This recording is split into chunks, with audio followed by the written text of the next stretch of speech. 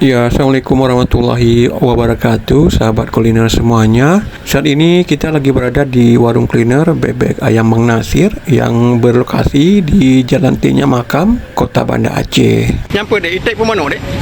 Warung kuliner Bang Nasir ini selalu ramai dikunjungi oleh para pelanggannya.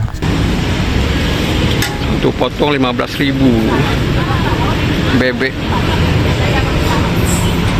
Lokasi warung kuliner Bang Nasir ini persis berada di depan SMA 12 Kota Banda Aceh. Terkenal sangat enak, mengerankan banyak ibu-ibu rumah tangga yang mampir ke tempat ini untuk berbelanja kuliner khas Aceh ini. Yang manok goreng padu dek? Untuk satu potong bebek atau ayam harganya Rp15.000.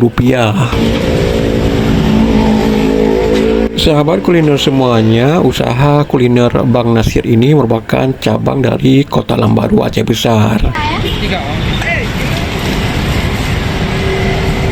Ya, sahabat kuliner semuanya, beginilah suasana di warung kuliner bebek ayam Bang Nasir saat kami singgah di tempat ini.